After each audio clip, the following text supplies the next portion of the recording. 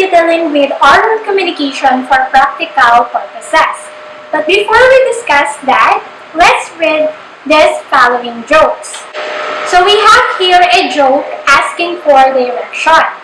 So a guy yells across the river, "Hey, how do you get to the other side of this river?" Another guy on the other side yells back, "You are on the other side."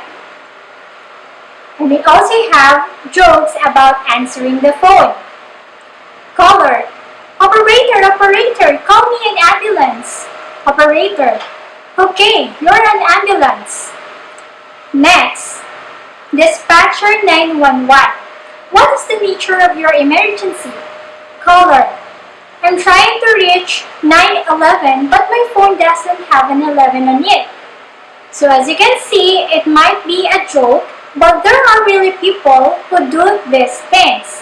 So to avoid that, you must be able to know how to communicate for practical purposes, such as when you are giving directions or answering the phone, which we will discuss today. So to know how to deal with practical situations, I have here examples of statements and questions that you may use when you are giving and receiving directions. So if you will ask for directions, you may use the following expressions. Excuse me, could you direct me to, and then indicate the name of the place, please? Another example. Excuse me, do you know how to get to, and then indicate the name of the place? And also we have, could you tell me how to get there, please? Now when you are giving directions, you may use the following expressions. Sorry, I don't know the place. So all you have to do is say walk and then indicate the number and then blocks. Walk along and then indicate the direction, the street name. And then we also have go down and then indicate the street name. And then you can also say until you reach and then indicate the place or street name. And then we also have until you reach the corner of and then name of a street. And then we also have turn left or right. You will see and then indicate a place. And then we also have the expression it's right beside or across and then indicate the name of a place. So those are some of the expressions that you may use when you are giving directions. So as you can see here, we have a map indicating landmarks. So taken from the book Oral Communication. So I have here sample conversation takes place at the bus station. While I am reading this, you may refer to our map earlier. Visitor. Excuse me, do you know where St. Andreas Elementary School is? Local. Yes. Visitor. Could you tell me how to get there, please? Local. Go down Don Julian Padilla Street, walk 3 blocks until you reach the Municipal Hall. Then turn left at P. Santos Street. Walk until you reach San Andres Elementary School. It's right in front of the National Art Museum. Visitor. Thank you. Local. You're welcome. We also have here another sample conversation which takes place at Cullen Sports Complex. So you may refer again to our map. Visitor. Excuse me, could you direct me to the mayor's residence, please? Local. Yes. Walk north along St. Anne Street until you reach the corner of Don Julian Paredes Avenue. Turn right and walk until you reach Don Jose Street. Turn left and walk until you reach the fire station. The blue house across is the mayor's residence. Visitor. Thank you. Local. You're welcome. Glad to be of help. Now, when you are making and receiving a social call, we have some of expressions that you may use. If you will be the one who will call, you must identify yourself first. So, to do that, you may say this. Hello, this is Nira. May I speak with Ma'am Rina, please? And if you will be the one who will answer a call, you may say like this. Tayong's residence, this is Niña speaking. How may I help you? And also, if you will ask for clarification, you may use this expression. May I know who's in the line, please? Or, could you tell me your name again, please? How about when you are passing the phone to another person? So you can say this expression. Please hold on or wait a moment. I'm going to get him or her. And then if the person is unavailable, you can say, I'm sorry, Taylor Swift is unavailable or not around right now. Would you like to leave a message? So you can use those expressions. So I have here a sample conversation that can be your guide as well. So receiver. Paredes residence, this is Nathaniel speaking. How may I help you? Caller. Hello, this is Mark. May I speak with Mercy, please? Receiver. Please hold on. I'm going to get her. So after a while, receiver. I'm sorry. Mercy is not around right now. Would you like to leave a message? Caller. Yes, please tell her a group study will be held at Socorro Hall at 4 p.m. tomorrow. Receiver. Okay. Caller. Thank you and goodbye. Now, if you are going to make and receive a business call, you have to identify first yourself. So example, hello, this is Niña Tayong. I'm from Paulette College. I would like to speak with Sir Edson, please. I'm calling regarding the books I borrowed from him. Now, how about if you're going to answer business call? So we have here an example. Tayong Marketing Corporation, this is Niña speaking. How may I help you? Next, if you want to ask for clarification, we ask these expressions. May I know who's in the line, please? Or, could you please tell me your name again? And when you are passing the phone to another person, you may say this. Please hold on or wait a moment. I'm going to get him or her.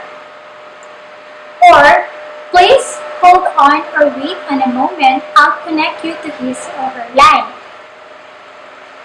Next, I would like to speak with, indicate the first name and last name of a person or name of a department.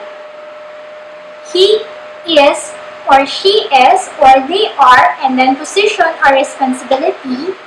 And then we also have please hold on or wait a moment. So if the person is unavailable, you may use this.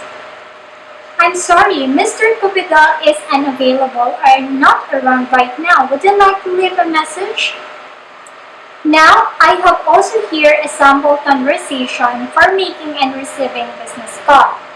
Receiver. Language Studies Center, this is Teresa speaking. How may I help you? Caller.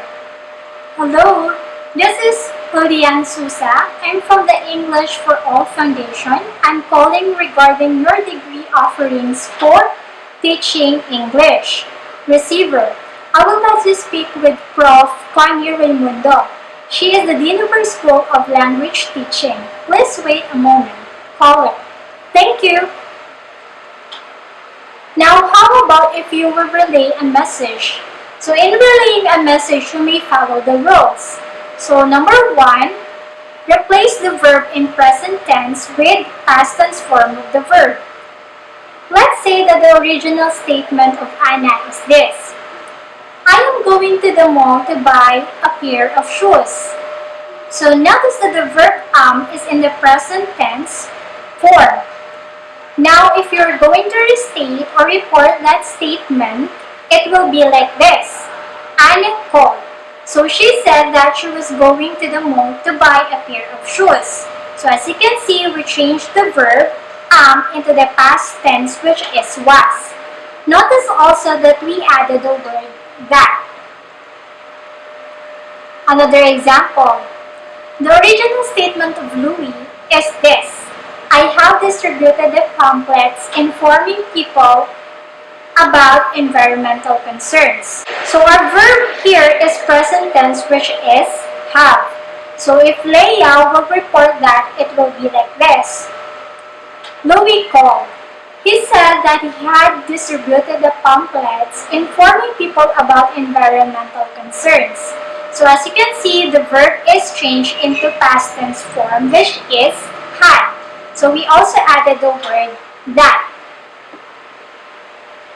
How about if in the original statement, the verb is already in the past tense form? In this case, when you will report or change that into an indirect speech, you have to change the verb into a past perfect tense. So this can be done by following the formula had plus past participle of the verb. Example, Anna's original statement is, I already saw the movie he suggested. So notice that the verb saw is in the past tense form. So in reporting what Anna said, it can be done like this. Anna called. She said that she had already seen the movie that you suggested. Here, the verb was changed into past perfect tense, which is had seen. Other examples of verbs that are in past perfect tense are had written, had known, had frozen, had chosen, and etc. Next is replace the modal verbs can or will with its past tense form could or would. So example, in the original statement, Anna said, I will watch a movie tonight. So PR reporting what Anna said can be like this. Anna called. She said that she would watch a movie tonight. As you can see, the will in the original statement was changed into a past tense form, which is would. Next, when you are making, accepting, or rejecting offers, you may use the following expressions. In making offers, you can ask, would you like to have or try some candy? Or you can say, may I offer you some chocolates? So something like that.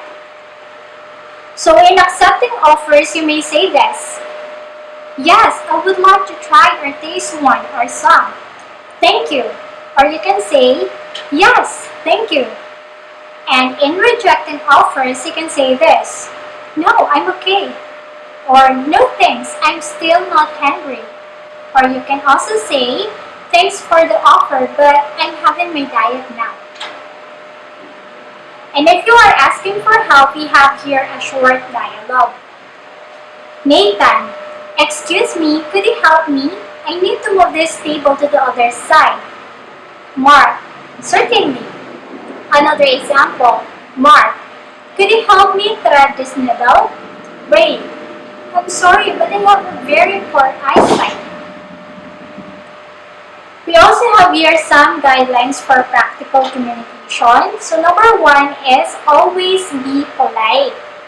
So you must avoid being rude and show inconsiderate behavior when you are talking to others. So you have to mind your manners. Number 2, seek clarification for anything you do not completely understand. So do not be shy to ask for clarifications.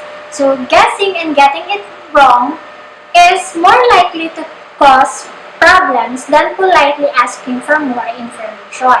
So asking for clarification shows that you are attentive and that you care enough to make sure you thoroughly understand what you have been told.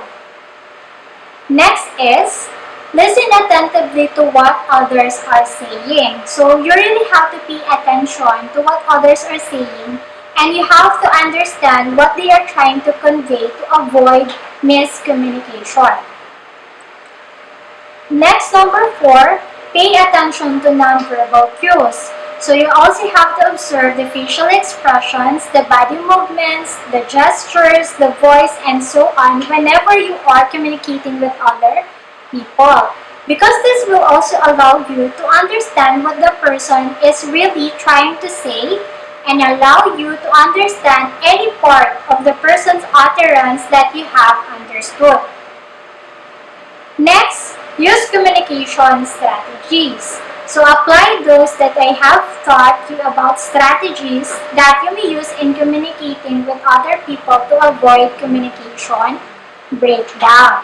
So that's the end of our discussion for today. Thank you.